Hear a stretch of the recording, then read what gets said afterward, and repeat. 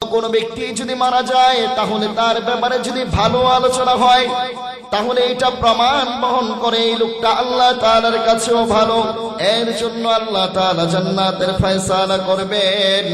আর কোন লোক মারা যাওয়ার পরে যদি তার ব্যাপারে মন্দ আলোচনা হয় তাহলে এটা প্রমাণ বহন করে এই লোকটা আল্লাহ তাআলার কাছেও মন্দ, এর জন্য আল্লাহর জাহান্নাম অবধারিত হয়ে যাবে। বলেন নাউজুবিল্লাহ। আল্লাহর নবী সাল্লাল্লাহু আলাইহি ওয়াসাল্লাম জানাজার পাককালে বললেন, ইয়া আইয়ুহান নাস ইন্না হাযিহিল উম্মাতা তুবতালা ফি কুবুরিহা। হে লোক সকল, এই উম্মত কবরের মধ্যে কঠিন পরীক্ষার সম্মুখীন হবে। ফা ইন্নাল ইনসানা ইযা দুফিনা ফাতাফাররাকা আনহু আসহাবুহু। মানুষকে যখন কবরস্থ করা হয় এবং তার সাথী সঙ্গীরা যখন কবর থেকে আপন আপন বাড়ি ঘরে চলে যায়, জাআহু মালাকুন ওয়া ফি ইয়াদিহি মিতরাক। তখন কবরের মধ্যে একজন ফেরেশতা ঢুকে, তার হাতের মধ্যে থাকে হাতুড়ি। এই রে ভাই, আগের হাদিস এবং এই হাদিস, দুইটা হাদিস একটু বোঝার চেষ্টা করেন। আগের হাদিসের মধ্যে গেল মাইয়াতকে কবরস্থ করার পরে আল্লাহর পয়গম্বর বলতেন, একটু দাঁড়াও, মাইয়াতের জন্য ইস্তেগফার করো, কেননা এখনই দুইজন ফেরেশতা আসবে মাইয়াতকে প্রশ্ন করবে। আর এই হাদিসের মধ্যে এসেছে মাইয়াতকে কবরস্থ করার পরে যখন মানুষ আপন আপন বাড়ি ঘরে চলে যায়, কাজে কর্মে চলে যায়, তখন কবরের মধ্যে ফেরেশতা আসে। তো আগের হাদিস আর এই হাদিসের মধ্যে মিলটা কি? কথা বুঝেছেন? আগের হাদিসের মধ্যে মানুষ কবরের উপরে থাকতেই কবরের মধ্যে ফেরেশতা চলে আসে, আর এই হাদিস দ্বারা বোঝা যাচ্ছে মানুষ চলে গেলে কবরের মধ্যে ফেরেশতা আসে। তো দুই হাদিসের মধ্যে মিল কি? আল্লামা ইমাম কুরতুবী রাহমাতুল্লাহি আলাইহি দুই হাদিসের মধ্যে মিল দিয়েছেন যে যেই হাদিসে বলা হয়েছে মানুষ কবরের উপরে থাকা অবস্থায় কবরের ভিতরে ফেরেশতা চলে আসে, ওই হাদিসে মূলত নেককার ব্যক্তিদের মৃত্যুর বিবরণ দেওয়া হয়েছে। সুবহানাল্লাহ পড়ে। আর যেই হাদিসে বলা হয়েছে যে মানুষ আপন আপন বাড়ি ঘরে যাওয়ার পরে যখন নীরব নিস্তব্ধ হয়ে যায় তখন ফেরেশতা আসে, ওই হাদিসে মূলত বদকার বান্দার বিবরণ দেওয়া হয়েছে। বলেন নাউজুবিল্লাহ। এজন্য কোন ব্যক্তি যদি মারা যায় তাহলে ওই ব্যক্তির জন্য যারা জীবিত রয়েছে তাদের দায়িত্ব হলো বেশি বেশি কি করা? তাওবা ইস্তিগফার। আল্লাহর নবী সাল্লাল্লাহু আলাইহি ওয়াসাল্লাম শুধু এটা সাহাবায়ে কেরামদেরকে বলেছেন তাই নয়, বরং প্র্যাকটিক্যালি আল্লাহর নবী সাল্লাল্লাহু আলাইহি ওয়াসাল্লাম দেখাইছেন। সিরাতের একটা বিখ্যাত কিতাব রয়েছে, নাম জাদুল মাআদ, লিখেছেন আল্লামা ইবনুল কাইয়িম আল জাওজিয়া রাহমাতুল্লাহি আলাইহি। এই কিতাবের মধ্যে একটা ঘটনা এনেছেন। সাহাবী আব্দুল্লাহ ইবনে মাসউদ রাদিয়াল্লাহু আনহু বলেন, তাবুকের যুদ্ধে আমিও রাসূলুল্লাহ সাল্লাল্লাহু আলাইহি ওয়াসাল্লামের সাথে ছিলাম। সারাদিন সাহাবায়ে কেরাম কাফেরদের বিরুদ্ধে লড়াই করে ক্লান্ত শ্রান্ত। রাত্র নামার সাথে সাথে এশারের সালাত আদায় করে সাহাবায়ে কেরাম শুয়ে গেলেন। সাহাবী আব্দুল্লাহ ইবনে মাসউদ বলেন, সবার সাথে আমিও ঘুমায় গেছি। রাত্র যখন গভীর হলো, হঠাৎ করে আমার ঘুম ভেঙে গেল। আমি তাকাইয়া দেখলাম সৈন্য শিবিরের এক পাশে একটা মশালের উপর আগুন জ্বলতেছে।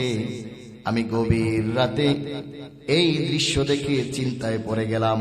সবাই ক্লান্ত শ্রান্ত ঘুমায়, ওই জায়গার মধ্যে মশাল চলে কেন? নিভু নিভু আলোতে কয়েকটা মাথাও দেখা যাইতেছে। সাহাবী আব্দুল্লাহ ইবনে মাসউদ রাদিয়াল্লাহু আনহু হাঁটি হাঁটি পা পা করে সেখানে গেলেন।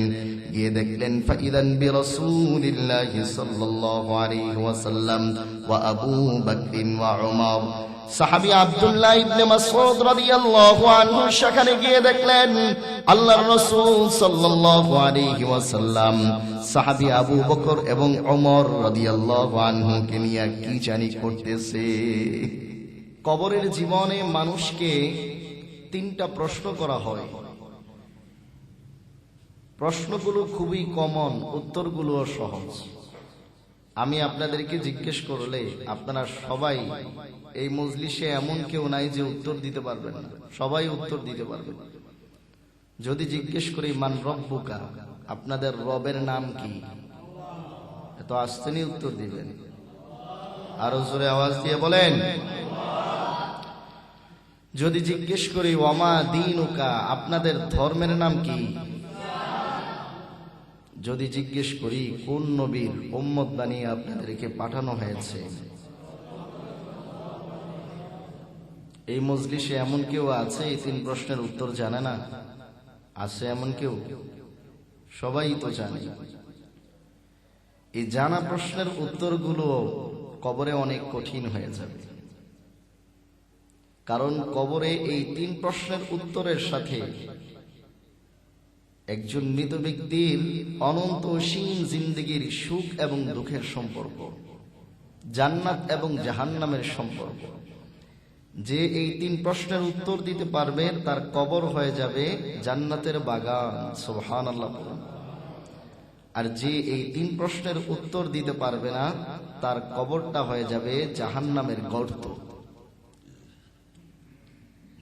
এজন্যই আল্লাহর নবী সাল্লাল্লাহু আলাইহি ওয়াসাল্লাম বলেছেন, আল কবরু ইম্মা রাউদাতুম মিন রিয়াদিল জান্নাহ আও হুফরাতুম মিন হুফারিন নার। কবর হয়তো জান্নাতের বাগান হবে অথবা জাহান্নামের গর্ত হবে। এজন্যই হযরত ওসমান ইবনে আফফান রাদিয়াল্লাহু আনহু আল্লাহ রাসূল সাল্লাল্লাহু আলাইহি ওয়াসাল্লামের অত্যন্ত ঘনিষ্ঠ ভাজন সাহাবী, এবং তার একটা পদবী হলো যিন্নুরাইন, তিনি দুই নূরওয়ালা। নবীজি সাল্লাল্লাহু আলাইহি ওয়াসাল্লামের দুই কন্যাকে বিবাহ করেছেন, সুবহানাল্লাহ পড়েন। জান্নাতের সার্টিফিকেট প্রাপ্ত সাহাবী, নবীজির দুই কন্যার জামাতা সাহাবী ওসমান ইবনে আফফান রাদিয়াল্লাহু আনহু কানা ইযা ওয়াকাফা আলাল কবর বাকা হাত্তা ইয়াবাল্লা লিহিয়াতাহু। যখন তিনি কবরের সামনে দাঁড়াইতেন তো এত কাঁদতেন, কাঁদতে কাঁদতে তার চোখের পানি দিয়া দাড়িগুলোকে ভিজায় ফেলতেন। قيل له تذكر الجنة والنار ولا تبكي وتبكي من هذا। তাকে জিজ্ঞেস করা হলো যে আপনার সামনে জান্নাত জাহান্নামের আলোচনা করা হলে এত কাঁদেন না, কবর দেখলে এত কাঁদেন কেন? সাহাবী ওসমান ইবনে আফফান রাদিয়াল্লাহু আনহু জবাব দিলেন, সামিআতু রাসূলুল্লাহি সাল্লাল্লাহু আলাইহি ওয়াসাল্লাম ইয়াকুল। আল্লাহর পয়গম্বরের বিখ্যাত সাহাবী ওসমান ইবনে আফফান রাদিয়াল্লাহু আনহু বলতেন, আমি রাসূলুল্লাহ সাল্লাল্লাহু আলাইহি ওয়াসাল্লামকে বলতে শুনেছি, ইন্নাল কবর আউয়ালু মানজিলিন মিন মানাজিলিল আখিরাহ। কবর হলো পরকালের ঘাঁটি সমূহের মধ্যে সর্বপ্রথম ঘাঁটি। ফাইন নাজা মিনহু ফামা বা'দাহু আইসারু মিনহু। কেউ যদি কবর থেকে মুক্তি পেয়ে যায় পরবর্তী ঘাঁটিগুলো তার জন্য সহজ হয়ে যাবে। وَإِنْ لَمْ يَنْجُ مِنْهُ فَمَا بَعْدَهُ أَشَدُّ مِنْهُ। কেউ যদি কবর থেকে মুক্তি না পায় কবরের মতো এমন কঠিন ঘাঁটি পরবর্তীতে আর একটাও হবে না। পরিশেষে সাহাবী ওসমান ইবনে আফফান রাদিয়াল্লাহু আনহু আল্লাহর রাসূলের একটা হাদিস উল্লেখ করেন, قال رسول الله صلى الله عليه وسلم ما رأيت منظرا قط إلا والقبر أفزع منه। আল্লাহর রাসূল সাল্লাল্লাহু আলাইহি ওয়াসাল্লাম বলেছেন, আমি আমার জীবনে যত চিত্র দেখেছি, যত দৃশ্য দেখেছি, কবরের মতো এমন ভয়াবহ চিত্র, ভয়াবহ দৃশ্য আর একটাও দেখি নাই। নাউজুবিল্লাহ পড়েন। বুঝার বিষয়, চিন্তা করার বিষয়। আল্লাহর নবী সাল্লাল্লাহু আলাইহি ওয়াসাল্লামকে মেরাজের রজনীতে জান্নাত দেখানো হয়েছে, জাহান্নাম দেখানো হয়েছে, জাহান্নামের আযাব গজব দেখানো হয়েছে। ওই আযাব গজবের বিবরণ হাদিসের কিতাবগুলোতেও এসেছে। নবীজি সাল্লাল্লাহু আলাইহি ওয়াসাল্লাম এত আযাব গজব দেখার পরেও বললেন, কবরের আযাবের মতো এমন ভয়াবহ চিত্র তিনি আর জীবনে আর একটাও দেখেন নাই। তাহলে কবরের আযাব কত ভয়াবহ চিত্র, কত ভয়ঙ্কর চিত্র। এজন্য নবীজি সাল্লাল্লাহু আলাইহি ওয়াসাল্লাম চারটা জিনিস থেকে আল্লাহর কাছে পানা না চাইয়া কখনো সালাম ফিরাইতেন না। নাম্বার 1, আল্লাহুম্মা ইন্নী আউযু বিকা মিন আযাবিল কবর। হে আল্লাহ, আমি আপনার কাছে কবরের আযাব থেকে আশ্রয় চাই। নাম্বার 2, নাম্বার 3, আল্লাহুম্মা ইন্নী আউযু বিকা মিন ফিতনাতিল মাহইয়া ওয়াল মামাত। আয় আল্লাহ, আমি আপনার কাছে জীবন মৃত্যুর ফিতনা থেকে আশ্রয় চাই। চতুর্থ নাম্বার, আল্লাহুম্মা ইন্নী আউযু বিকা মিন ফিতনাতিল মাসীহিদ দাজ্জাল। আয় আল্লাহ, আমি আপনার কাছে মাসীহ দাজ্জাল, দাজ্জালের ফিতনা থেকে আশ্রয় চাই। এই চারটা জিনিস থেকে আশ্রয় চাওয়ার আগ পর্যন্ত নবীজি সাল্লাল্লাহু আলাইহি ওয়াসাল্লাম সালাম ফিরাইতেন না।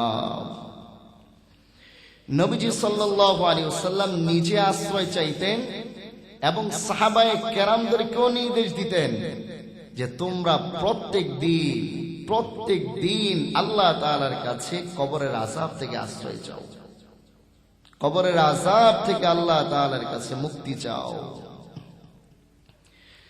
আল্লাহর পয়গম্বর সাল্লাল্লাহু আলাইহি ওয়াসাল্লামের বিখ্যাত সাহাবী হযরত বারা ইবনে আযিব রাদিয়াল্লাহু আনহু থেকে বর্ণিত হাদিস, তিনি বলেন, খরজনা মা রাসূলিল্লাহি সাল্লাল্লাহু আলাইহি ওয়াসাল্লাম ফি জানাজাতি রাজুলিন মিনাল আনসার।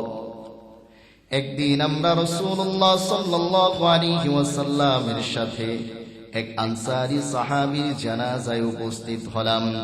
ফান্তাহাইনা ইলাল কবর, আমরা আল্লাহর রাসূলের সাথে চলতে চলতে ওই সাহাবীর কবর পর্যন্ত উপস্থিত হইলাম। ওয়ালাম্মা ইউলহাদ, ততক্ষণ পর্যন্ত কবর খনন শেষ হয় নাই। ফাজালাসা রাসূলুল্লাহ সাল্লাল্লাহু আলাইহি ওয়াসাল্লাম, আল্লাহর পয়গম্বর কবরের এক পাশে নিশ্চুপ বসে গেলেন। ওয়াজালাসনা হাওলাহু, আমরাও আল্লাহর রাসূলের চতুর্পাশে গোলাকার বৃত্ত হয়ে বসে গেলাম। কাআন্নামা আলা রুউসিনা আত-তায়র, যেন আমাদের মাথার মধ্যে পাখি বসে আছে। আল্লাহর রাসূল নিশ্চুপ বসা। ওয়া ফি ইয়াদিহি উদ, রাসূলের হাতে একটা কাঠি ছিল, কাঠি। ওয়া ফি ইয়াদিহি উদুন ইয়ানকুতু বিহি ফিল আরদ, ওই কাঠিটা দিয়ে আল্লাহর রাসূল জমিনের মধ্যে আঁকাঝোঁকা করছিলেন, আঁকাঝোঁকা। যখন কোনো মানুষ গভীর ধ্যানমগ্ন থাকে, কোনো একটা বিষয় নিয়ে চিন্তা করতে থাকে, তখন দেখবেন জমিনের মধ্যে বৈশা বৈশা হাতের মধ্যে কোনো লাঠি অথবা কাঠি থাকলে সেটা দিয়ে এলো পাতারি আঁকাঝোঁকা করে কিনা। আল্লাহর রাসূল সাল্লাল্লাহু আলাইহি ওয়াসাল্লাম এলো পাতারি আঁকাঝোঁকা করছিলেন। সাহাবী বারা ইবনে আযিব রাদিয়াল্লাহু আনহু বললেন যে আমরা বুঝতে পারছিলাম নবীজি সাল্লাল্লাহু আলাইহি ওয়াসাল্লাম গভীর ধ্যানমগ্ন আছেন। ফারাফা রাসাহু, কিছুক্ষণ পর নবীজি সাল্লাল্লাহু আলাইহি ওয়াসাল্লাম মাথাটা উপরের দিকে উঠাইলেন। অনেকক্ষণ ধ্যানমগ্ন থেকে মাথাটা উপরের দিকে উঠাইয়া সাহাবায়ে কেরামদেরকে সর্বপ্রথম যেই নসিহতটা করলেন, ইস্তাঈযু মিন আযাবিল কবর মাররাতাইনি আও সালাসান।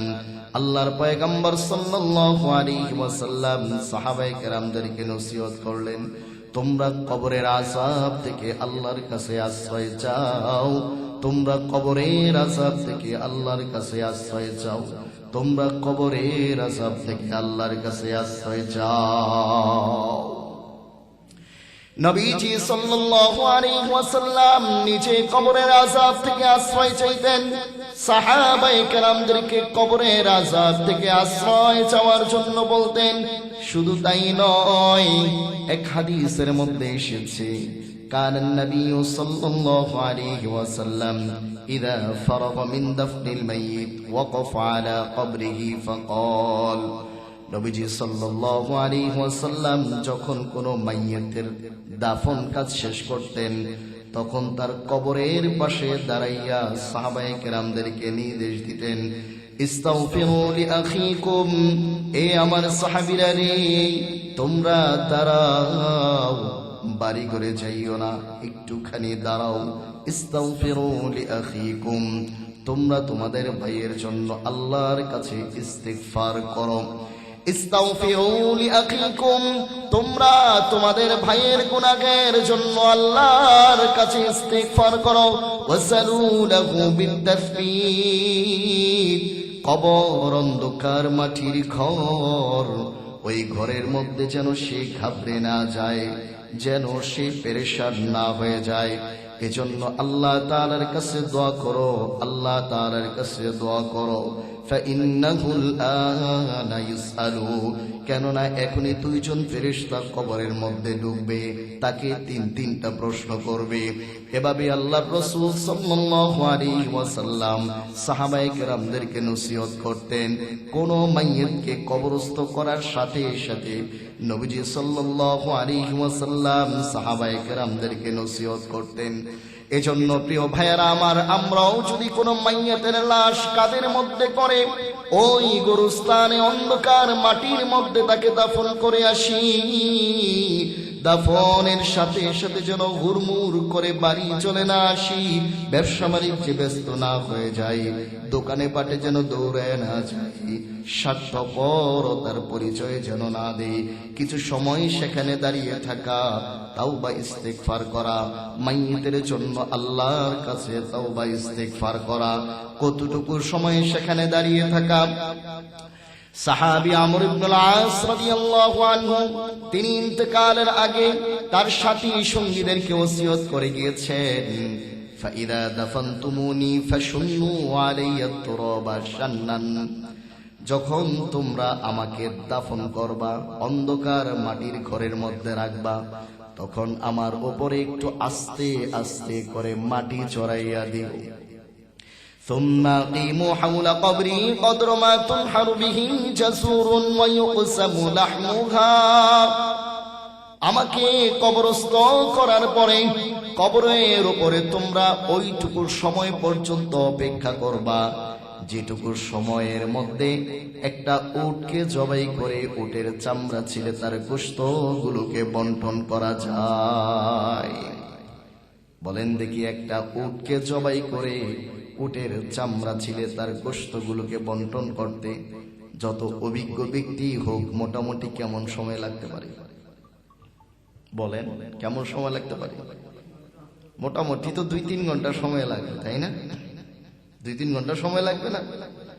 সাহাবী আমর ইবনুল আস রাদিয়াল্লাহু আনহু ওসিয়ত করে গেছেন যে আমার ইন্তেকালের পরে, আমাকে কবরস্থ করার পরে হুড়মুড় কইরা তোমরা বাড়ি করে চলে যেও না, একটা উটকে জবাই করে চামড়াগুলো ছিলে গোশতগুলো বন্টন করতে যেটুকু সময় লাগে ওইটুকু সময় পর্যন্ত আমার কবরের পাশে তোমরা থাইকো, হাত্তা আস্তানিসা বিকুম, যাতে করে কবরের মধ্যে যে দুইজন অপরিচিত ফেরেশতা আসবে তাদের সামনে যেন আমি বিচলিত না হই, আমি যেন পেরেশান না হয়ে যাই, তাই তোমরা আমার কবরের উপরে একটু অবস্থান করো। আমরা থাকি কবরস্থ করার পরে, বাপকে কবরের মধ্যে শোয়া সন্তান থাকেনি 1 ঘন্টা, মার এই কবরস্থ কইরা সন্তান থাকেনি 1 ঘন্টা, আদরের সন্তানকে বাবা কবরস্থ কইরা থাকেনি 1 ঘন্টা, না আমরা হুড়মুড় করে চলে আসি। অন্য এক বর্ণনার মধ্যে এসেছে, عن أبي سعيد الخدري رضي الله عنه قال আল্লাহর পয়গম্বরের বিখ্যাত সাহাবী হযরত আবু সাঈদ খুদরি রাদিয়াল্লাহু আনহু থেকে বর্ণিত হাদিস, তিনি বলেন, শাহিদনা মা রাসূলিল্লাহি সাল্লাল্লাহু আলাইহি ওয়াসাল্লাম জানাজা, একদিন আমরা রাসূলুল্লাহ সাল্লাল্লাহু আলাইহি ওয়াসাল্লামের সাথে একজনের জানাজায় উপস্থিত হলাম। ফাকাল ইয়া আইয়ুহান নাস, জানাজার নামাজ সংগঠিত হওয়ার আগে আল্লাহর নবী সাল্লাল্লাহু আলাইহি ওয়াসাল্লাম উপস্থিত লোকদেরকে উদ্দেশ্য করে কয়েকটা কথা বললেন। জানাজার আগে কথা বলা যায় এবং যদি ভালো কথা হয় তাহলে এটার একটা ভালো প্রভাব আছে। সহিহ মুসলিমের মধ্যে বর্ণনা এসেছে, মাররান নবী সাল্লাল্লাহু আলাইহি ওয়াসাল্লাম বিজানাজাতিন ফাউথনিয়া আলাইহা খায়রান। আল্লাহর নবী সাল্লাল্লাহু আলাইহি ওয়াসাল্লাম এক জানাজার খাটিয়ার পাশ দিয়ে যাচ্ছিলেন। নবীজি শুনতে পারলেন সেখানকার লোকেরা মৃত ব্যক্তির ব্যাপারে ভালো আলোচনা করতেছে। আল্লাহর নবী সাল্লাল্লাহু আলাইহি ওয়াসাল্লাম বললেন, ওয়াজাবাত ওয়াজাবাত ওয়াজাবাত, আবশ্যক হয়ে গেছে, আবশ্যক হয়ে গেছে, আবশ্যক হয়ে গেছে। ওমর নবী সাল্লাল্লাহু আলাইহি ওয়াসাল্লাম বিজানাজা ফাউথনিয়া আলাইহা শাররান। আরেকদিন নবীজি সাল্লাল্লাহু আলাইহি ওয়াসাল্লাম আরেক জানাজার পাশ দিয়ে যাচ্ছিলেন, তো শুনতে পেলেন লোকেরা তার ব্যাপারে বদনাম করতেছে, বলতেছে বড় খারাপ লোক, বড় দুষ্ট লোক ছিল, বড় জালেম প্রকৃতির লোক ছিল। আল্লাহর নবী সাল্লাল্লাহু আলাইহি ওয়াসাল্লাম বললেন, ওয়াজাবাত ওয়াজাবাত ওয়াজাবাত, আবশ্যক হয়ে গেছে, আবশ্যক হয়ে গেছে, আবশ্যক হয়ে গেছে। সাহাবী হযরত ওমর রাদিয়াল্লাহু আনহু পিছন দিক থেকে গিয়া বললেন, ইয়া রাসূলুল্লাহ, ওই দিন এক জানাজার পাশ দিয়ে যাওয়ার সময় বললেন আবশ্যক হয়ে গেছে, আজকে আরেক জানাজার পাশ দিয়ে যাওয়ার সময় বললেন আবশ্যক হয়ে গেছে। কি আবশ্যক হয়ে গেছে এটা তো বললেন না। আল্লাহর নবী সাল্লাল্লাহু আলাইহি ওয়াসাল্লাম বললেন, আল্লাযী আতনাইতুম আলাইহি খায়রান ওয়াজাবাত লাহুল জান্নাহ, যার ব্যাপারে তোমরা ভালো প্রশংসা করেছো তার জন্য আল্লাহর জান্নাত ওয়াজিব হয়ে গেছে। বলেন আল্লাহু আকবার। ওয়াল্লাযী আতনাইতুম আলাইহি শাররান ওয়াজাবাত লাহুন নার, আর যার ব্যাপারে তোমরা মন্দ আলোচনা করেছো তার জন্য আল্লাহর জাহান্নাম অবধারিত হয়ে গেছে। বলেন নাউযুবিল্লাহ। এজন্য কোন ব্যক্তি যদি মারা যায় তাহলে তার ব্যাপারে যদি ভালো আলোচনা হয় তাহলে এটা প্রমাণ বহন করে এই লোকটা আল্লাহ তাআলার কাছেও ভালো, এর জন্য আল্লাহ তাআলা জান্নাতের ফয়সালা করবেন। আর কোন লোক মারা যাওয়ার পরে যদি তার ব্যাপারে মন্দ আলোচনা হয় তাহলে এটা প্রমাণ বহন করে এই লোকটা আল্লাহ তাআলার কাছেও মন্দ, এর জন্য আল্লাহর জাহান্নাম অবধারিত হয়ে যাবে। বলেন নাউযুবিল্লাহ।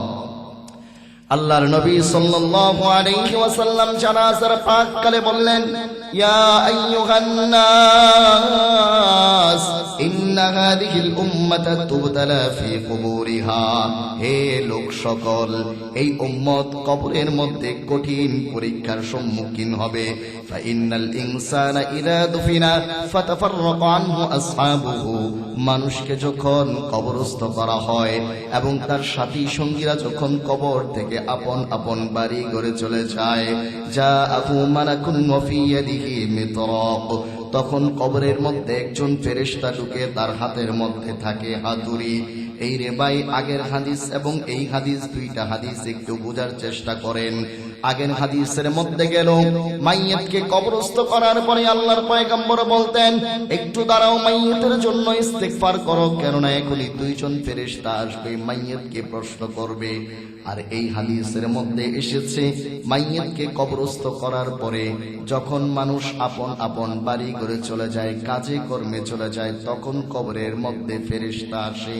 তো আগের হাদিস আর এই হাদিসের মধ্যে মিলটা কি? কথা বুঝেছেন?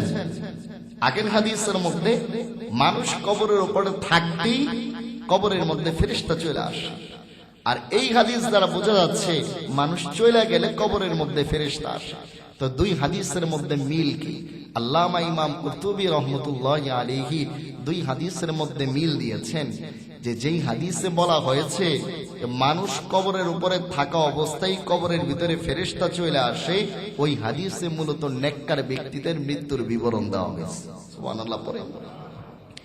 আর যেই হাদিসে বলা হয়েছে যে মানুষ আপন আপন বাড়ি ঘরে যাওয়ার পরে যখন নীরব নিস্তব্ধ হয়ে যায় তখন ফেরেশতা আসে, ওই হাদিসে মূলত বদকার বান্দার বিবরণ দেওয়া হয়েছে। বলেন নাউজুবিল্লাহ।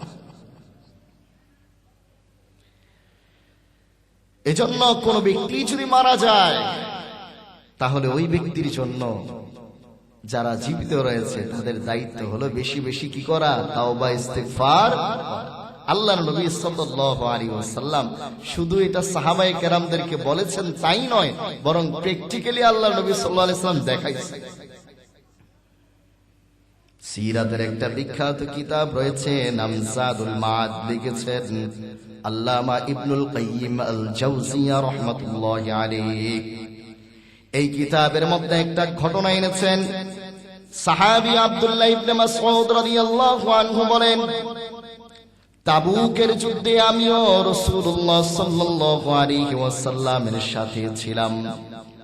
সারাদিন সাহাবায়ে কেরাম কাফেরদের বিরুদ্ধে লড়াই করে ক্লান্ত শ্রান্ত। রাত্র নামার সাথে সাথে এশারের সালাত আদায় করে সাহাবায়ে কেরাম শুয়ে গেলেন। সাহাবী আব্দুল্লাহ ইবনে মাসউদ বলেন, সবার সাথে আমিও ঘুমায় গেছি। রাত্র যখন গভীর হলো, হঠাৎ করে আমার ঘুম ভেঙে গেল। আমি তাকাইয়া দেখলাম সৈন্য শিবিরের এক পাশে একটা মশালের উপর আগুন জ্বলতেছে। আমি গভীর রাতে এই দৃশ্য দেখে চিন্তায় পড়ে গেলাম। সবাই ক্লান্ত শ্রান্ত ঘুমায়, ওই জায়গার মধ্যে মশাল জ্বলে কেন? নিভু নিভু আলোতে কয়েকটা মাথাও দেখা যাইতেছে। সাহাবী আব্দুল্লাহ ইবনে মাসউদ রাদিয়াল্লাহু আনহু হাঁটি হাঁটি পা পা করে সেখানে গেলেন। গিয়ে দেখলেন ফাইদান বিরাসূলিল্লাহি সাল্লাল্লাহু আলাইহি ওয়াসাল্লাম ওয়া আবু বকর ওয়া উমর। সাহাবী আব্দুল্লাহ ইবনে মাসউদ রাদিয়াল্লাহু আনহু সেখানে গিয়ে দেখলেন আল্লাহর রাসূল সাল্লাল্লাহু আলাইহি ওয়াসাল্লাম সাহাবী আবু বকর এবং ওমর রাদিয়াল্লাহু আনহুকে নিয়ে কি জানি করতেছে। আব্দুল অবাক হয়ে গেলেন যে সারাদিন যুদ্ধ করে সবাই ক্লান্ত, এই তিনটা মানুষের শরীরের মধ্যে বুঝি কোনো ক্লান্তি নাই, সবাই ঘুমায়, এরা কি করে এই জায়গায়? তাকাইয়া দেখলেন নবীজি সাল্লাল্লাহু আলাইহি ওয়াসাল্লাম একটা লাশ কোলে নিয়ে বসে আছেন, আর আবু বকর ও ওমর তারা দুইজনে মিলে একটা কবর খনন করতেছে। নবীজি সাল্লাল্লাহু আলাইহি ওয়াসাল্লাম বুকের সাথে লাশটাকে জড়াইয়া বসে আছেন, আর আবু বকর ওমর আল্লাহর রাসূলের সামনে কবর খনন করতেছে। সাহাবী আব্দুল্লাহ ইবনে মাসউদ রাদিয়াল্লাহু আনহুর মনের মধ্যে প্রশ্ন জাগলো, এই লাশটা কার লাশ? কে এমন ভাগ্যবান ব্যক্তি যে আল্লাহর রাসূলের বুকের সাথে লেগে আছে? চেহারাটা সরাইয়া গিয়া দেখলো আব্দুল্লাহ যুল বাজাদাইনের লাশ। বলেন আল্লাহু আকবার। সাহাবী আব্দুল্লাহ যুল বাজাদাইনের লাশটাকে আল্লাহর নবী সাল্লাল্লাহু আলাইহি ওয়াসাল্লাম নিজের বুকের সাথে জড়াইয়া বসে আছেন, আর আবু বকর ওমর তারা দুইজনে মিলে কবর খনন করতেছেন। নবীজি সাল্লাল্লাহু আলাইহি ওয়াসাল্লাম আবু বকর ওমরকে দিক নির্দেশনা দিতেছে, এইভাবে করো, ওইভাবে করো, কবরটাকে লাহাত করে দাও। কবর খনন যখন শেষ হয়ে গেল, সাহাবী আবু বকর ওমর তারা দুইজন উঠে আসলো। নবীজি সাল্লাল্লাহু আলাইহি ওয়াসাল্লাম নিজেই কবরের মধ্যে নামলেন। আবু বকর ওমরকে বললেন, তোমরা আব্দুল্লাহ যুল বাজাদাইনের লাশটাকে আমার কোলের মধ্যে দাও। বলেন আল্লাহু আকবার। আব্দুল্লাহ যুল বাজাদাইনের লাশটাকে নবীজি সাল্লাল্লাহু আলাইহি ওয়াসাল্লাম নিজের হাত মোবারক দ্বারা কবরের মধ্যে রাখলেন। নবীজি সাল্লাল্লাহু আলাইহি ওয়াসাল্লামের চোখ থেকে টপ টপ করে পানি আব্দুল্লাহ যুল বাজাদাইনের লাশের কাফনের উপর পড়তেছে। নবীজি সাল্লাল্লাহু আলাইহি ওয়াসাল্লাম কাঁদেন, আল্লাহ তাআলার কাছে দুইটা হাত উঠাইয়া ফরিয়াদ করলেন, আল্লাহুম্মা ইন্নী আমসাইতু রাদিয়ান আনহু ফারদু আনহু। আয় আল্লাহ, আমি আব্দুল্লাহ যুলবাজাদাইনের উপর রাজি, আপনি আল্লাহ তার উপর রাজি হয়ে যান। আল্লাহু আকবার। আল্লাহুম্মা ইন্নী আমসাইতু রাদিয়ান আনহু ফারদু আনহু। আয় আল্লাহ, আমি আব্দুল্লাহ যুলবাজাদাইনের উপর রাজি, আপনিও তার উপর রাজি হয়ে যান। আব্দুল্লাহ ইবনে মাসউদ রাদিয়াল্লাহু আনহু এই চিত্র দেখে তার চোখ থেকে টপ টপ করে পানি নিচে পড়ে। তিনি বলেন, ইয়া লাইতানি কুনতু সাইবাল হুফরা। হায়, এই কবরের লাশটা যদি আব্দুল্লাহ যুলবাজাদাইন না হয়ে আমি আব্দুল্লাহ ইবনে মাসউদ হইতাম, তাহলে কতই না উত্তম হইতো। আল্লাহু আকবার। নবীজি সাল্লাল্লাহু আলাইহি ওয়াসাল্লাম এভাবে সাহাবায়ে কেরামের জন্য আল্লাহ তাআলার কাছে ফরিয়াদ করতেন। মসজিদে নববী ঝাড়ু দিত এক মহিলা, মসজিদে নববী ঝাড়ু দিত। হঠাৎ করে নবীজি সাল্লাল্লাহু আলাইহি ওয়াসাল্লাম এই মহিলাকে আর দেখেন না। মুসলিমের মধ্যে বর্ণনা আসছে, নবীজি সাল্লাল্লাহু আলাইহি ওয়াসাল্লাম সাহাবায়ে কেরামদেরকে ডাকলেন। মসজিদে নববী ঝাড়ু দিত একজন মহিলা, এই মহিলাটাকে যে দেখি না, কোথায়? সাহাবায়ে কেরাম জানাইলেন, ইয়া রাসূলুল্লাহ, সে তো কবেই মারা গেছে, আমরা তার দাফন কাজ শেষ করে দিয়েছি। নবীজি সাল্লাল্লাহু আলাইহি ওয়াসাল্লাম বললেন, আফালা কুনতুম আযানতুমুনি, তোমরা কি আমারে একটু জানাইতে পারলা না? তোমরা কি আমারে একটু জানাইতে পারলা না? তো সাহাবায়ে কেরাম বললেন, ইয়া রাসূলুল্লাহ, আপনি তো অনেক কাজে ব্যস্ত থাকেন, আরেকজন সাধারণ ঝাড়ুদার মহিলা, তার মৃত্যুর সংবাদও আপনারে জানাইতে হবে। আমরা তো বিষয়টাকে ছোটখাটো মনে করেছি, এজন্য আপনাকে জানাই নাই। নবীজি সাল্লাল্লাহু আলাইহি ওয়াসাল্লাম বললেন, দুল্লুনি আলা কবরিহা, কোথায় তার কবরটা আমাকে দেখায়া দাও। ফাদাল্লুহু, সাহাবায়ে কেরাম দেখাই দিল, ওই যে তার কবর। নবীজি সাল্লাল্লাহু আলাইহি ওয়াসাল্লাম সেখানে গেলেন এবং তার কবরের সামনে দাঁড়ায় গিয়ে দোয়া করলেন। দোয়া করার পরে নবীজি সাল্লাল্লাহু আলাইহি ওয়াসাল্লাম বললেন, ইন্না হাদিহিল কুবুর মামলুআতুন যুলমাতান, এই কবরগুলো, এখানে যতগুলো কবর আছে সমস্ত কবরগুলো অন্ধকারে ভরপুর ছিল, আর আমার দোয়ার কারণে আল্লাহ রাব্বুল আলামিন এই সমস্ত কবরগুলোকে নূরের আলোয় আলোকিত করে দিয়েছে। বলেন সুবহানাল্লাহ। এভাবে নবীজি সাল্লাল্লাহু আলাইহি ওয়াসাল্লাম সাহাবায়ে কেরামদের জন্য দোয়া করতেন। সুবহানাল্লাহ। এজন্য যারা আমাদেরকে ছেড়ে দুনিয়া থেকে বিদায় নেয়, তাদের জন্য আমাদের সবচেয়ে বড় কর্তব্য হলো দোয়া করা। কারণ একটা মানুষ যখন লাশে পরিণত হয়, তখন তার মতো অসহায় আসমানের নিচে জমিনের ভিতরে আর কেউ হইতে পারে না। একটা মানুষ যখন মৃত্যুবরণ করে তখন সে খুবই অসহায়, কারণ মৃত্যুবরণ করার সাথে সাথে তার আমলের দুয়ার বন্ধ হয়ে যায়। এজন্য সাহাবী আব্দুল্লাহ ইবনে আব্বাস রাদিয়াল্লাহু আনহু বলেন, মাল মাইয়িতু ফিল কবরি ইল্লা কাল গরীকিল মুতাগাব্বিস, কবরের মধ্যে একজন মাইয়িত ঠিক তেমন অথই জলের মাঝে সাঁতার না জানা ব্যক্তিটা যেমন। অথই জলের মাঝে সাঁতার না জানা ব্যক্তি যেমন চিৎকার করে করে নিজের জীবনের জন্য ফরিয়াদ করে, কবরের মধ্যে যে লোকটা যথেষ্ট পরিমাণ নেক আমল নিয়ে না যেতে পারে, ওই লোকটা কবরের মধ্যে থেকে থেকে চিৎকার চেঁচামেচি করতে থাকে।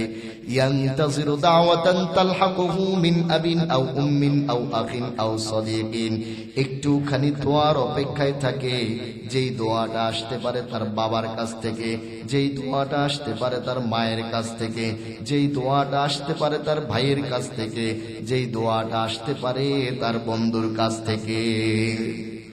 অসহায় মাইয়িত কবরের মধ্যে থেকে থেকে দোয়ার অপেক্ষায় থাকে, যেই দোয়াটা আসবে তার বাবার কাছ থেকে, তার মায়ের কাছ থেকে, তার ভাইয়ের কাছ থেকে, তার বন্ধুর কাছ থেকে।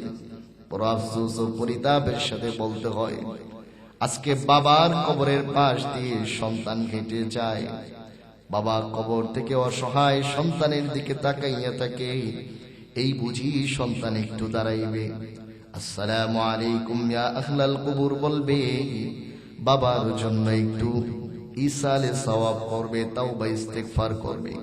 একটুখানি সুবহানাল্লাহ, একটুখানি সূরা ফাতিহা, একটুখানি সূরা তাকাসুর পরে বাবার জন্য ইসালে সওয়াব করবে। মায়ের কবরের পাশ দিয়ে সন্তান হেঁটে যায়, মা অসহায় কবর থেকে তাকাইয়া থাকে, এই বুঝি সন্তান দাঁড়াইবে মায়ের জন্য ইসালে সওয়াব করবে। এমন সন্তান দুনিয়ার মধ্যে রেখা গেছে। যেই বাড়িটার মধ্যে সন্তান থাকে ওই বাড়িটা বাবার দেওয়া বাড়ি, যেই জায়গাটার মধ্যে সন্তান থাকে ওই জায়গাটা বাবার দেওয়া জায়গা। যেই পুকুরের মাছগুলো ধরে খায় ওই পুকুরটা বাবার দেওয়া, দাদার দেওয়া পুকুর। যেই নারিকেল গাছটা বাড়ির পাশে লাগানো, নারিকেল পেরে পেরে খায় ওই নারিকেল গাছটা বাবার লাগানো, দাদার লাগানো। যেই ছোট্ট একটা আম গাছ আজকে এমন মোটা হয়ে গিয়েছে, মজার মজার আম ধরে, ওই আম গাছটা দাদি লাগিয়েছিল। নানির বাড়িতে গেলে এখনো পর্যন্ত নানির লাগানো আম গাছ, কাঁঠাল গাছ আছে। কিন্তু মৃত ব্যক্তিদের কথা স্মরণ করে না।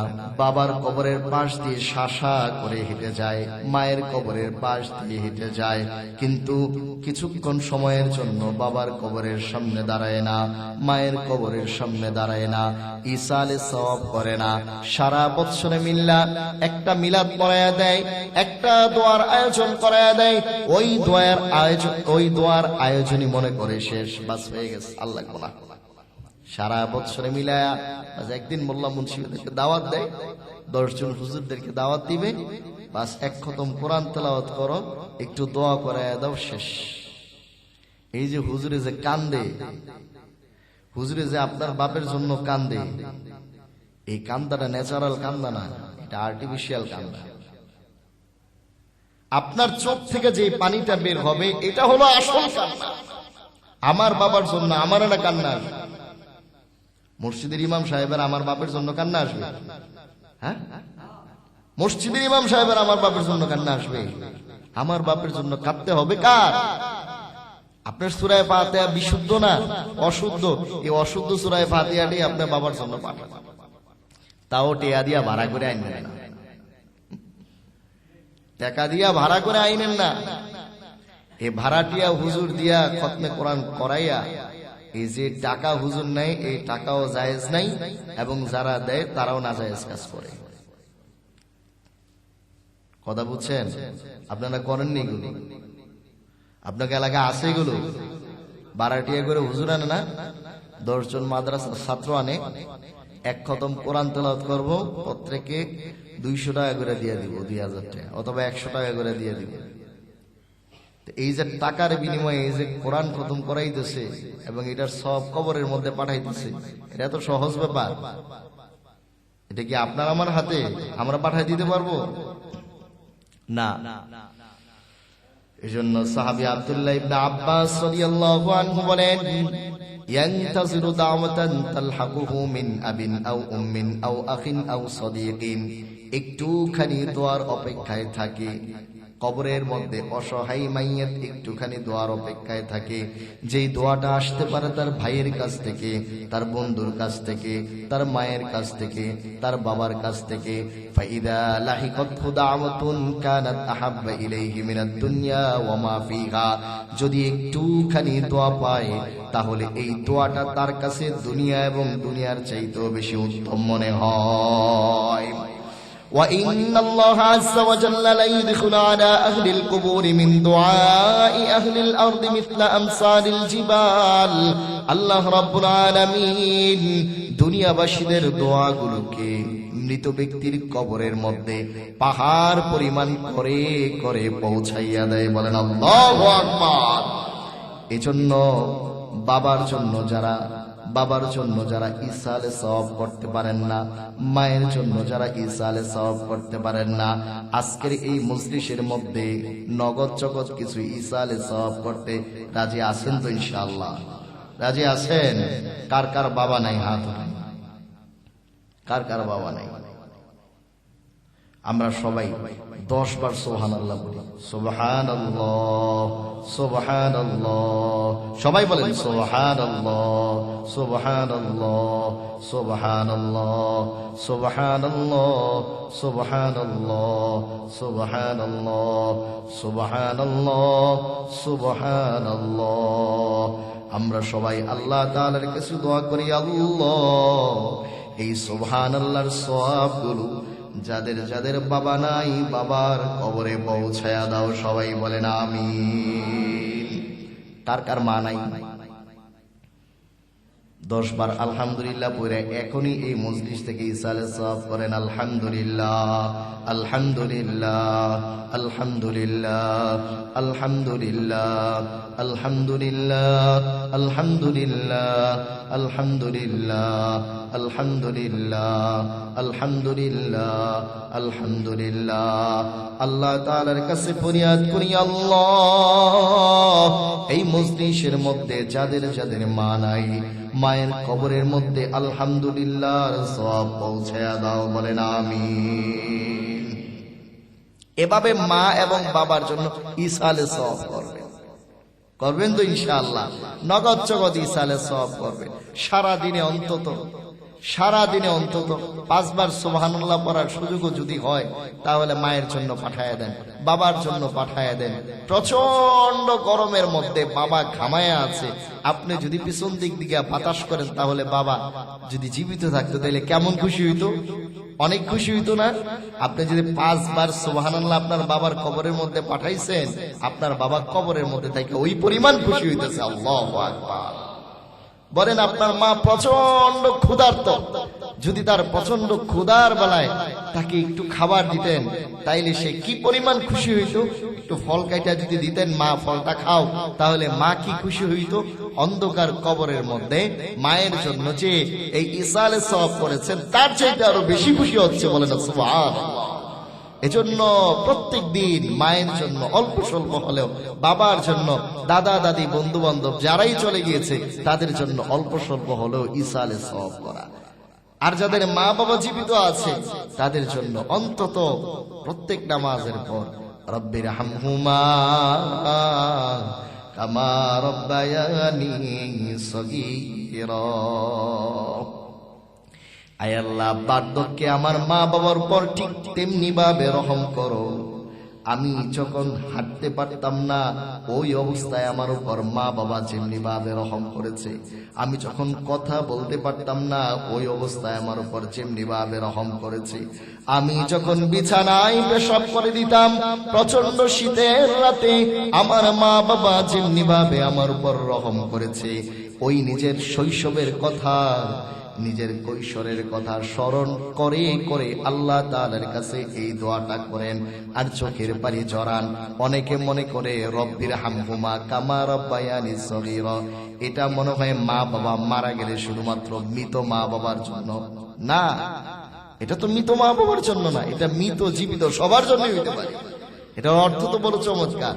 রব্বির হামহুমা কামা রব্বায়ানি সগীরা, আল্লাহ আপনি মা বাবার উপর রহম করুন। মা বাবা যেভাবে শৈশবে আমার উপর কি করেছে? রহম করেছে। শৈশবে মা বাবা যেভাবে আমার উপর রহম করেছে, চাই মা বাবা জীবদ্দশায় থাকুক অথবা মৃত অবস্থায় থাকুক, ওইভাবে মা বাবার উপর রহম করুন।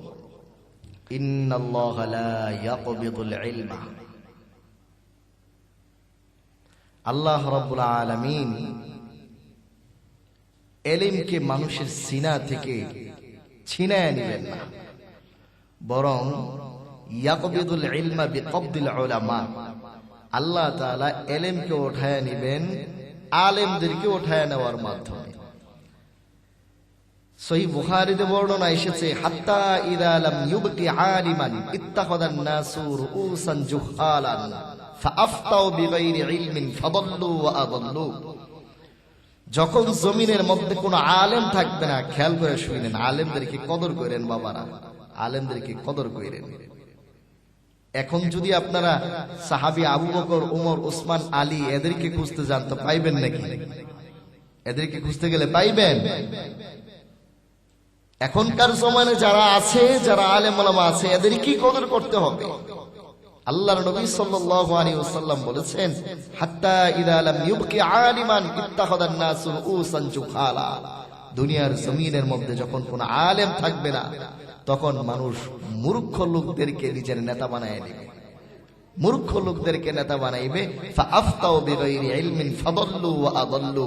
আর ওই মূর্খ নেতারা কোন এলেম কালাম ছাড়াই ফতোয়া দিবে, এই ফতোয়া দিয়ে নিজেরাও পথভ্রষ্ট হবে এবং যাদেরকে ফতোয়া দিবে তারাও পথভ্রষ্ট হবে। বলেন নাউজুবিল্লাহ। এজন্য উলামায়ে কেরামের কদর দরকার আছে না নাই? একটা আলেম একটা এলাকার মধ্যে থাকা মানে একটা বাতি থাকা, একটা বাতি।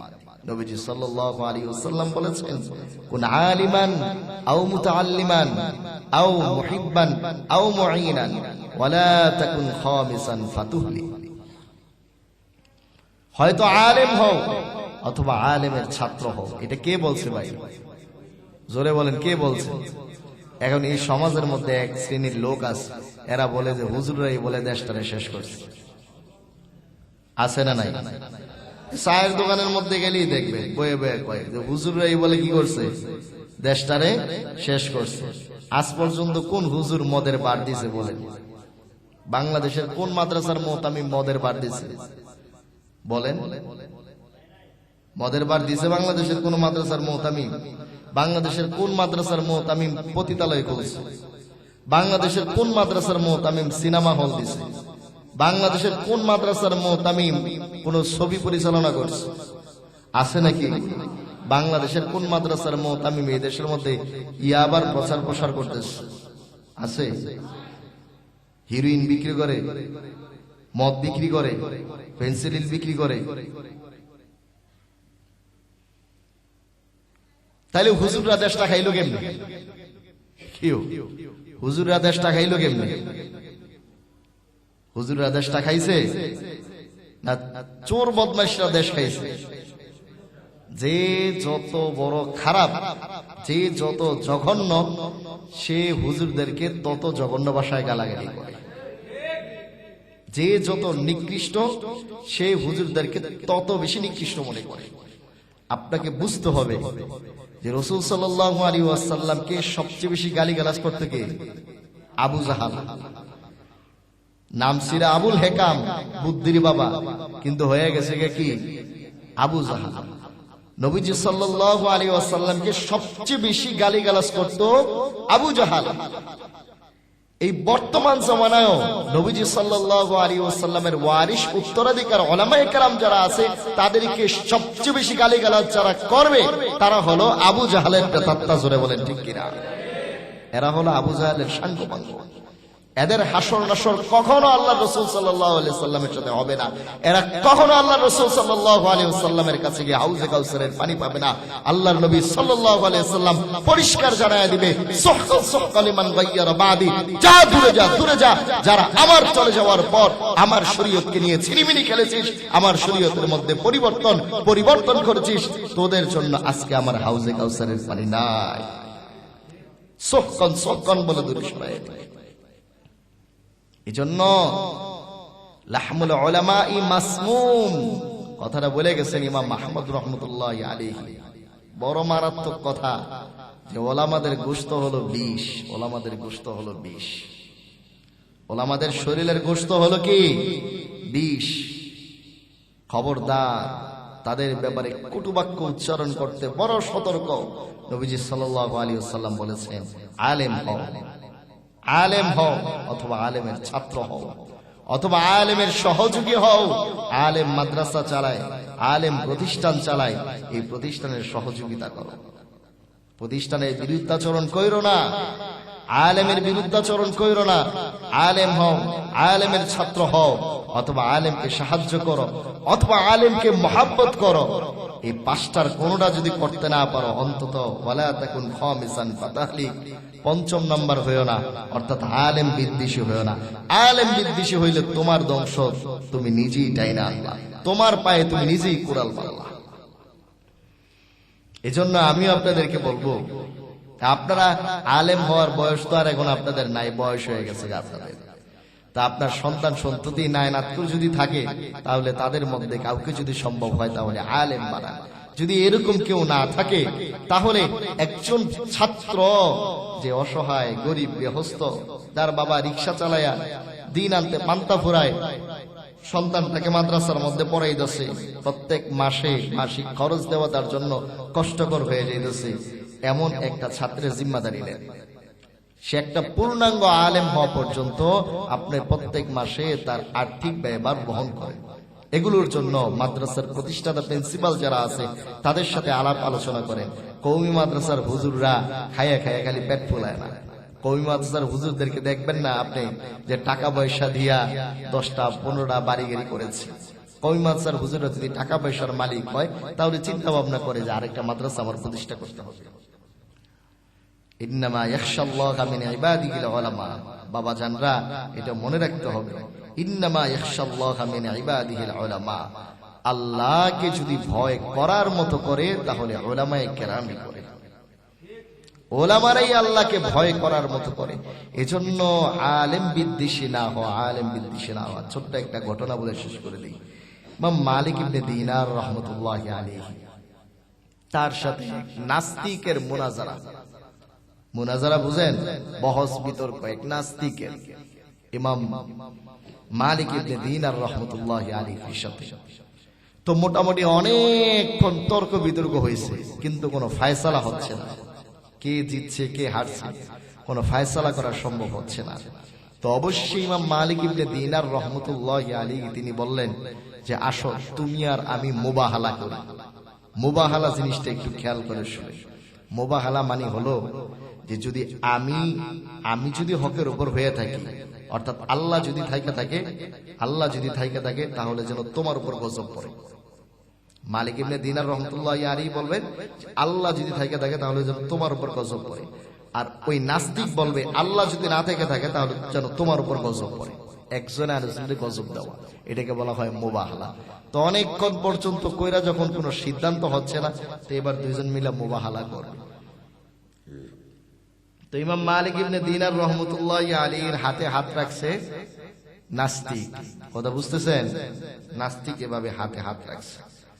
হাতে হাত রাখার পর ইমাম মালিক ইবনে দিনার রাহমাতুল্লাহি অনেক বড় আল্লাহওয়ালা ছিলেন। তিনি তো জানেন, আল্লাহর প্রতি তার অগাধ বিশ্বাস আছে যে এখন এই নাস্তিকের উপর আল্লাহর গজব চলে আসবে। তো হাত এভাবে মিলানোর পরে আল্লাহর কাছে বদদোয়া করতেছে মালিক ইবনে দিনার রাহমাতুল্লাহি আলাইহি, আল্লাহ যদি তুমি এক সত্তা এটা সত্য হয়ে থাকে তাহলে এখনই তাকে গজব দিয়ে শেষ করে দাও। তো না, কিছুই হয় না। কয়েকবার বললেন, কিছুই হইল না। তো যাক, মজলিস সমাপ্ত হলো। ইমাম মালিক ইবনে দিনার রাহমাতুল্লাহি আলাইহি রাতের বেলা স্বপ্ন দেখে যে আল্লাহ তাআলার পক্ষ থেকে একটা আওয়াজ আসতেছে ইমাম মালিক ইবনে দিনার রাহমাতুল্লাহি আলাইহির কাছে যে মালিক ইবনে দিনার, তুমি তো বলছো তুমি তোমার দাবির মধ্যে সত্য, আমি এক আল্লাহ আছি এটাও সত্য, সবই সত্য। তো মালিক ইবনে দিনার রাহমাতুল্লাহি আলাইহি জিজ্ঞেস করলেন যে তাইলে তার উপর গজব পড়লো না কেন? তো আল্লাহ তাআলার পক্ষ থেকে আওয়াজ আসছে, গজবটা তো এই জন্য আসে নাই, নাস্তিকের হাতটা যে একজন আলেমের হাতের সাথে মিলানো। আল্লাহু আকবার। তো আজ তুমি বলবেন ওই নাস্তিকের হাতটা তো তুমি আমার মহব্বতের পাত্র আলেম মালিক ইবনে দিনারের হাতের সাথে মিলানো, তোমার হাতের সাথে তার হাতটা লাইগা আছে, আমি কিভাবে আল্লাহ তারে গজব দিয়ে শেষ করে দিলাম? এজন্য ভাই বাবা, কিছু করতে পারি আর না পারি, অন্তত জীবনের শেষ নিঃশ্বাস পর্যন্ত আমার এই ডান হাত যেন কোনো না কোনো আলেমের সাথে লেগে থাকে। ইনশাআল্লাহ পারবো তো? আল্লাহ রাব্বুল আলামিন সবাইকে তৌফিক দান করুন। সবাই বলে আমিন। اللهم بارك على محمد وعلى آل محمد كما باركت على إبراهيم وعلى آل إبراهيم إنك حميد مجيد. أستغفر الله الذي لا إله إلا هو الحي القيوم وأتوب إليه. لا حول ولا قوة إلا بالله العلي العظيم. الحمد لله رب العالمين والصلاة والسلام على سيد الأنبياء والمرسلين وعلى آله وأصحابه أجمعين. ربنا ظلمنا أنفسنا وإن لم تغفر لنا وترحمنا لنكونن من الخاسرين رب ارحمهما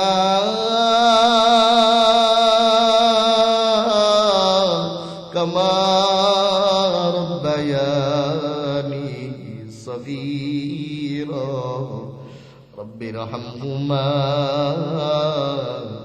كما ربياني صغيرا আয় আল্লাহ গভীর রাত শীতের রাত মাবুদ মাওলা আয় আল্লাহ দোকানওয়ালার দরওয়াজা বন্ধ হয়ে গেছে দরওয়াজা বন্ধ হয়ে গেছে দুনিয়ার মানুষের দুয়ারগুলো বন্ধ হয়ে যাচ্ছে রে মালিক রাত্র যত গভীর হয় তুমি মালিক আসতে আসতে প্রথম আকাশে চলে আসো আল্লাহ বান্দার দিকে তোমার কুদরতের রহমতের হাত প্রসারিত করে রাখো আলা হাল মিন মুস্তাগফিরিন ফাগফির লাহু আছরে দুনিয়াতে কেউ আমার বান্দা পাহাড় পরিমাণ গুনাহ করেছো গুনাহ করতে করতে জীবনটাকে কালো করে ফেলেছো আছো আমার এমন কোন বান্দা আমি মালিক জেগে আছি দুনিয়ার সব দুয়ার বন্ধ হয়ে গেল আমি মালিকের দুয়ার বন্ধ হয়ে নাই চাও আমার কাছে কি চাইবা কি পরিমাণ গুনাহ করেছো তুমি পাহাড় পরিমাণ গুনাহ করেছো গুনাহ করতে করতে আকাশের ছাদ পরিমাণ গুনাহ করে ফেলেছো বান্দারে তোমার গুনাহের চেয়ে আমি মালিকের রহমত অনেক বেশি হে আল্লাহ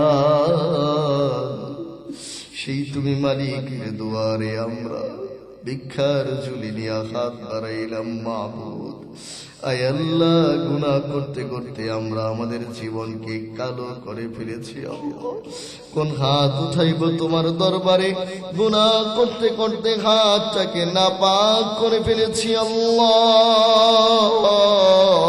কোন জবান দিয়া তোমার কাছে ক্ষমা চাইব গুনাহ করতে করতে জবানটাকে নাপাক করে ফেলেছি রে মালিক আমরা অনেক লজ্জিত বান্দা আয় আল্লাহ আমরা আমাদের কমতির কথা স্বীকার করি আল্লাহ আয় আল্লাহ আমাদের গুনাহের কোনো শেষ নাই তোমার রহমতেরও কোনো শেষ নাই রে মালিক আয় আল্লাহ আমাদের গুনাহের দিকে না তাকাইয়া তুমি তোমার রহিম রহমান নামের ওসিলায় গফুর ও গফফার নামের ওসিলায় আমাদের জিন্দেগীর সমস্ত গুনাহগুলোকে মাফ করে দাও আয় আল্লাহ এই মজলিসের মধ্যে তাকাইয়া দেখো তোমার কুদরতের নজর দিয়া অনেক মুরব্বী বাবারা হাত উঠাইছে আল্লাহ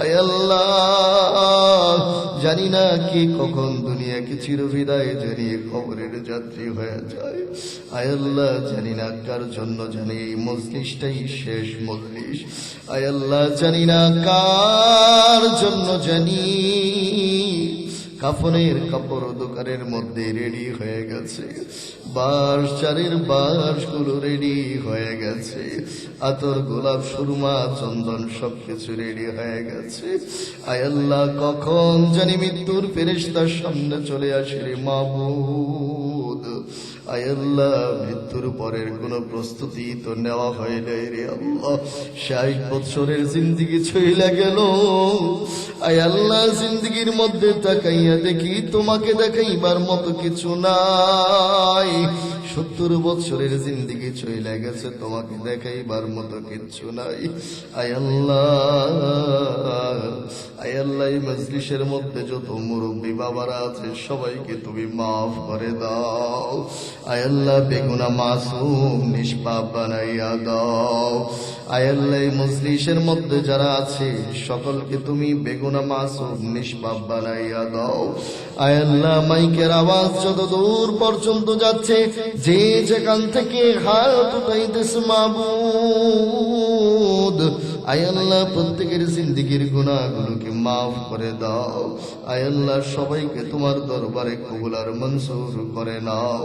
আয় আল্লাহ এই দ্বীনি মাহফিলের ইন্তজাম যারা করেছে, যারা শ্রম দিয়ে, মাল দিয়ে, অর্থ দিয়ে আয় আল্লাহ এই দ্বীনি মাহফিলের ইন্তজাম করেছে, আয় আল্লাহ কোরআনের মহব্বতে, হাদিসের মহব্বতে মাহফিলের ইন্তজাম করেছে, মাবুদ মাওলা তাদের হায়াতের মধ্যে বরকত দিয়ে দাও, কামাই রোজগারের মধ্যে বরকত দিয়ে দাও, জিন্দগির মধ্যে বরকত দিয়ে দাও।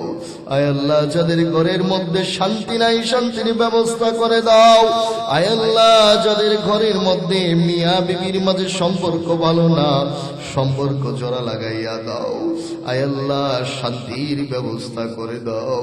আয় আল্লাহ জানি না কোন বাবা জানি হাত উঠাইছে, সন্তানটা কথা শোনে না, আয় আল্লাহ নেক সন্তান বানাইয়া দাও। আয় আল্লাহ জানি না কোন বাবা জানি হাত উঠাইছে, আয় আল্লাহ সন্তানটাকে সুশিক্ষায় শিক্ষিত করে দাও। আয় আল্লাহ এলাকার মধ্যে তুমি অনেক বেশি হাফেজ আলেম তৈরি করে দাও। আয় আল্লাহ এলাকার মধ্যে আলেম ওলামা যারা রয়েছে তাদেরকে নেক হায়াত দারাজ করে দাও। আয় আল্লাহ খাস করে এলাকার রত্ন, এলাকার গর্ব আয় আল্লাহ মাওলানা হুসাইন আহমদের হায়াতের মধ্যে বরকত দান করো। আয় আল্লাহ আরো বেশি থেকে বেশি দিনের কাজ করার তৌফিক দান করে দাও। আয় আল্লাহ তোমার কাছে কবুল আর মকবুল বানাইয়া নাও। আয় আল্লাহ তোমার কাছে সম্মানিত বানাইয়া নাও। আয় আল্লাহ তোমার কাছে সম্মানিত হইলে সবার কাছে সম্মানিত হয়ে যাবে। আয় আল্লাহ এলাকার আরো যত মাদ্রাসার ছাত্ররা পড়াশোনা করছে সবাইকে হাক্কানি রব্বানি হাফেজ আলেম হিসেবে কবুল আর মঞ্জুর করে নাও। আয় আল্লাহ মিফতাহুল কোরআন মাদ্রাসায় যেই সমস্ত ছাত্রীরা পড়াশোনা করে তাদেরকে তুমি যুগের আবেদা জাকিরা জাকিরা হিসেবে কবুল আর মঞ্জুর করে নাও। আয় আল্লাহ তাদেরকে ফাতেমা আয়েশা রিদওয়ানুল্লাহি আলাইহিম আজমাইনদের মতো কবুল আর মঞ্জুর করে নাও। আয় আল্লাহ এই মাদ্রাসাকে তুমি উত্তর উত্তর তারাক্কি দান করে দাও। আয় আল্লাহ মাদ্রাসাকে উসিলা করে গোটা এলাকার মধ্যে তুমি হেদায়েতের নূর ছড়াইয়া দাও। আয় আল্লাহ বাহিরে দোকানপাটে যে সমস্ত অবুঝ ভাইয়েরা বসে আছে মাহবুব তাদেরকে তুমি দিনের সহি বুঝ দান করে দাও। আয় আল্লাহ মসজিদ গুলোকে মুসল্লি দ্বারা ভরপুর করে দাও। আয় আল্লাহ খানকা গুলোকে মুরিদ দ্বারা ভরপুর করে দাও। আয় আল্লাহ এই দেশের মধ্যে তোমার খাস রহমত বরকত নাজিল করে দাও। আয় আল্লাহ এমন একটা ব্যবস্থা দান করে দাও। আয় আল্লাহ কোরআন সুন্নাহর আইন চাই এই দেশের মধ্যে আমরা। আয় আল্লাহ আলেম ওলামাদেরকে তুমি সহি বুঝ দান করে দাও। আয় আল্লাহ আলেম ওলামাদেরকে তুমি এক ও নেক হওয়ার তৌফিক দান করে দাও। আয় আল্লাহ কোথ থেকে তুমি খলিফা মাহদির ব্যবস্থা করবা, কোথ থেকে তুমি সালাউদ্দিন আইয়ুবীর ব্যবস্থা করবা, কোথ থেকে তুমি সুলতান মুহাম্মদ আল ফাতেহের ব্যবস্থা করবা, কোথ থেকে তুমি মুহাম্মদ বিন কাসিমের ব্যবস্থা করবা। মাবুদ তুমি জানো আল্লাহ আমরা বড় অসহায় মাবুদ। আয় আল্লাহ যত দিন যাচ্ছে আমরা শুধু গুমরাহির পথে যাচ্ছি। আয় আল্লাহ আমাদের দিকে তুমি তোমার রহমতের নজর দিয়া থাকাও মাবুদ। আয় আল্লাহ আয় আল্লাহ এই ছোট্ট ভূখণ্ডের দিকে তুমি তোমার রহমতের নজর দিয়া থাকাও আল্লাহ। আয় আল্লাহ এই সমস্ত মারামারি হানাহানির রাজনীতি আর আমরা দেখতে চাই না। আয় আল্লাহ মুসলমানের সাংঘর্ষিক এই রাজনীতি আর আমরা দেখতে চাই না। আয় আল্লাহ এক মুসলমানের হাতে আরেক মুসলমান রক্তে রঞ্জিত হয়, যদি জানতো একজন মুসলমানের রক্তের দাম তোমার কাছে কত বেশি। তাহলে আওয়ামী লীগ, বিএনপি, জামাত, বিএনপি সমস্ত বিভিন্ন নামে এক মুসলমান আরেক মুসলমানের রক্ত ঝরাইতো না মাবুদ। আয় আল্লাহ, তুমি সবাইকে বুঝবুদ্ধি দান করে দাও। আয় আল্লাহ, ইলেকশন, রাজনীতি, এই সমস্ত মারামারি, এই সমস্ত চিন্তা ভাবনা করতে করতে হায়াত তো ফুরে যাইতেছে মাবুদ। প্রতিনিয়ত আমরা কবরের দিকে অগ্রসর হইতেছি আল্লাহ। আয় আল্লাহ, তুমি আমাদেরকে পরকালের বুঝবুদ্ধি দান করে দাও, বেশি থেকে বেশি আমল করার তৌফিক দান করে দাও। আয় আল্লাহ, আমলের পাল্লাকে ভারী করার তৌফিক দান করে দাও। সব ধরনের গুনাহ থেকে বাঁচার তৌফিক দান করে দাও। চোখের গুনাহ, হাতের গুনাহ, মুখের গুনাহ, জবানের গুনাহ, দিলের গুনাহ, আয় আল্লাহ মোবাইলের গুনাহ, সব ধরনের গুনাহ থেকে বাঁচার তৌফিক দান করে দাও। আয় আল্লাহ, আমি নালায়েক অনেকক্ষণ পর্যন্ত এখানে দিনই আলোচনা করলাম মাবুদী, আলোচনার মধ্যে কোনো কমি কমতে হয়ে থাকলে তুমি পুরা কইরা দিও আল্লাহ। কোনো ভুলভ্রান্তি হইলে তুমি মাফ করে দিও আল্লাহ। আয় আল্লাহ, আবার তোমার কাছে ফরিয়াদ, এই মজলিসে যারা আছে সবাইকে তোমার শাকি দরবারে কবুল আর মঞ্জুর করে নাও। সাল্লাল্লাহু তাআলা আলান নবিয়িল কারীম বিরহমাতিকা ইয়া আরহামার রাহিমিন।